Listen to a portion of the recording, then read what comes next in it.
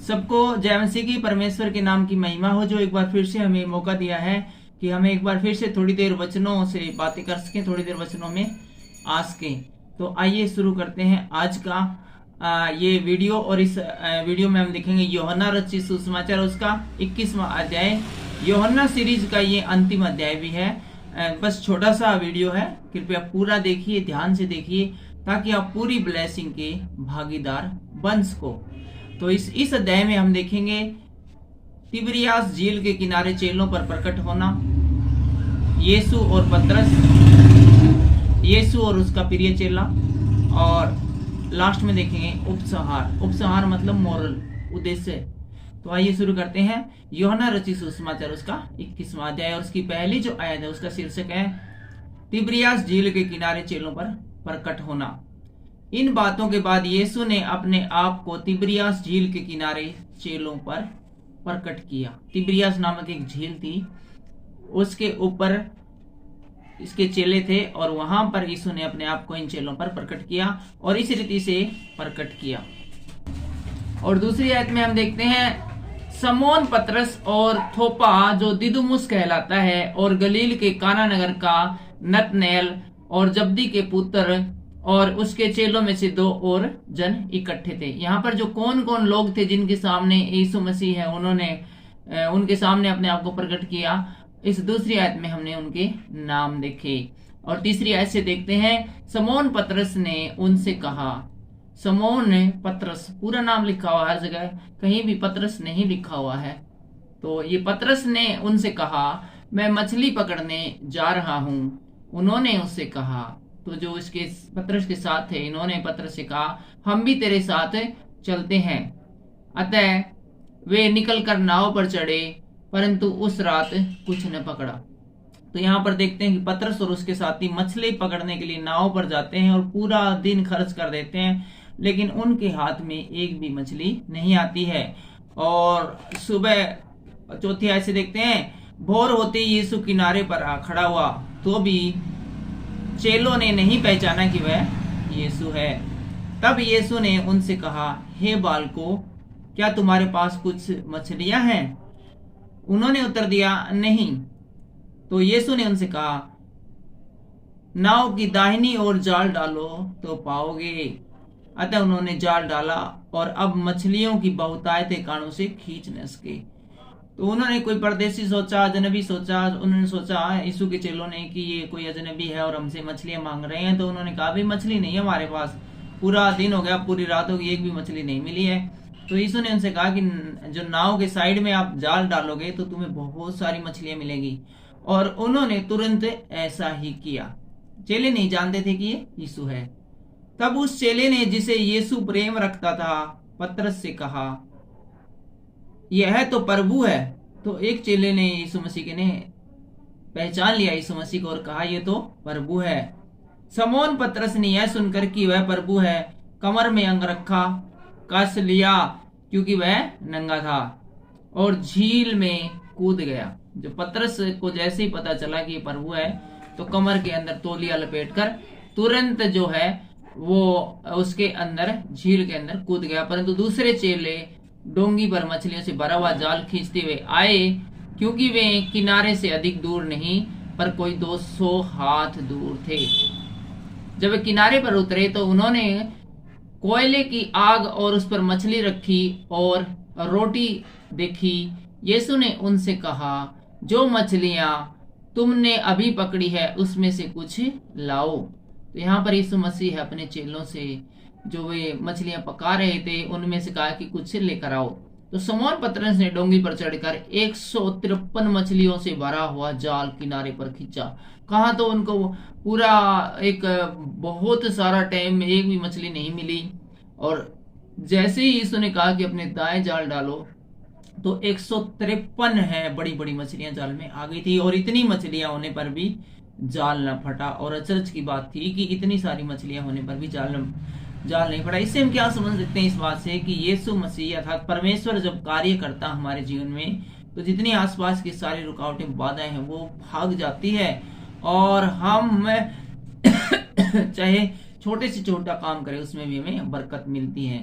कैसे मिलती है? देखो 153 मछलियां जाल उठाना, जो जाल बना हुआ था उसकी कैपेसिटी है वो 153 मछलियों की नहीं थी, 15 20 25 आधो हद 30 35 मछलियों की होगी और वो उसकी मजबूती इतनी होगी।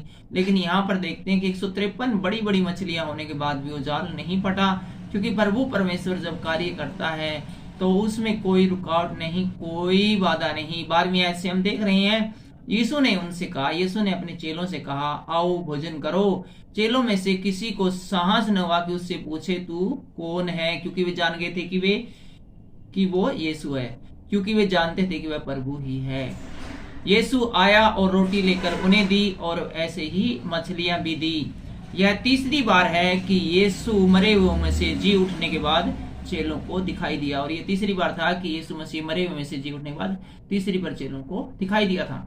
और हम अब देखते हैं 15वीं आयत से, यीशु और पतरस। भोजन करने के बाद यीशु ने शमौन पतरस से कहा, हे शमौन यूहन्ना के पुत्र, क्या तू इनसे बढ़कर मुझसे प्रेम रखता है?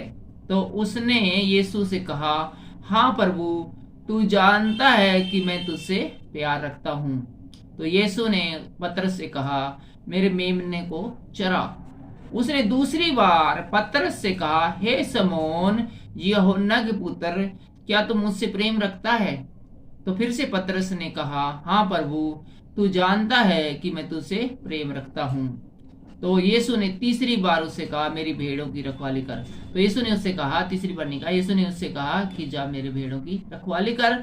और 17वीं आयत से हम देखते हैं, तो यीशु ने तीसरी बार उससे कहा, हे शमौन यूहन्ना के पुत्र, क्या तू मुझसे प्रीति रखता है, अर्थात प्रेम रखता है? तो पतरस उदास हुआ कि उसने उससे तीसरी बार ऐसा कहा, क्या तू मुझसे प्रीति रखता है? और पतरस ने कहा, हे प्रभु, तू तो सब कुछ जानता है, तू यह जानता है कि मैं तुझसे प्रेम रखता हूँ। यीशु ने उससे कहा, मेरी भेड़ों को चरा।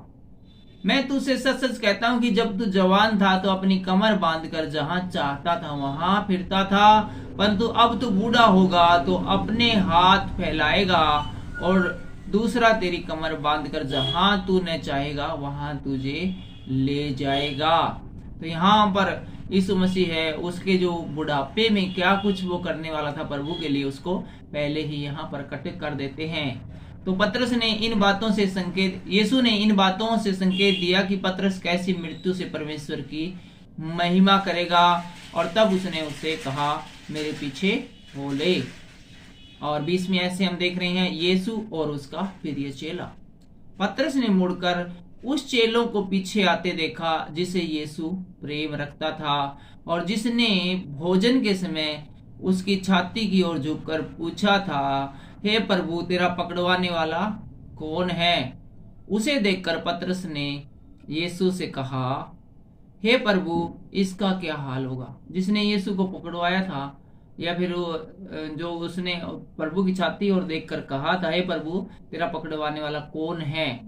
तो यीशु ने इसके बारे में क्या बताया? जब पतरस ने पूछा कि इस व्यक्ति का क्या होगा, तो यीशु ने उससे कहा, यदि मैं चाहूं कि वह मेरे आने तक ठहरा रहे तो तुझे इससे क्या, तू मेरे पीछे हो ले। यीशु मसीह ने कहा, तुम दाएं बाएं ऊपर नीचे और कहीं भी मत देखो, सिर्फ मेरी ओर देखो। बाकी लोगों का क्या करना है, कैसे करना है, और लोग क्या कर रहे हैं, उनका क्या हुआ, इस चक्कर में मत पड़ो, सिर्फ परमेश्वर की ओर देखो, और इसी में भलाई है और इसी में परमेश्वर के प्रति तुम्हारा प्यार है वो झलकता है। दूसरे लोगों से क्या करवाना है, उनके साथ क्या करना है, ये कार्य परमेश्वर का है, और वो भली बात ही जानते हैं कि उनके साथ कैसा व्यवहार करना है, क्योंकि परमेश्वर सबसे प्रेम रखते हैं और उसका सोचना इंसानों के सोचने जैसा नहीं है। 23वीं आयत में हम देखते हैं, इसलिए भाइयों में यह बात फैल गई कि वह चेला न मरेगा। तो भी यीशु ने उससे यह नहीं कहा कि वह न मरेगा, परंतु यह कि यदि मैं चाहूं कि वह मेरे आने तक ठहरा रहे तो तुझे इससे क्या। और 24वीं आयत में हम देखते हैं उपसंहार अर्थात मोरल। यह वही चेला है जो इन बातों की गवाही देता है और जिसने इन बातों को लिखा है, और हम जानते हैं कि उसकी गवाही सच्ची है। और यह भी बहुत और भी बहुत से काम हैं जो यीशु ने किए। यदि वे एक एक करके लिखे जाते तो मैं समझता हूं कि पुस्तकें जो लिखी जाती वे संसार भर में न समाती। आज के इस पर्टिकुलर वीडियो में बस इतना ही। और हमने पिछले 4 सीरीज के अंदर है जो मती रचित सुसमाचार है, मरकुस रचित सुसमाचार है, लूका रचित सुसमाचार है और यूहन्ना रचित सुसमाचार है। चारों सुसमाचारों को हमने ऑलरेडी कवर कर दिया है। यदि आप इन चारों जो सुसमाचार हैं इनको सभी वीडियो को देखना चाहते हैं तो आप देख सकते हैं, प्ले लिस्ट पे जाकर आप देख सकते हैं। इसके अलावा बहुत सारे वीडियो हैं, इतने सारे वीडियो हैं कि आप कभी पूरी लाइफ में देख नहीं सकोगे। हमारे चैनल के ऊपर आप उनको देखिए।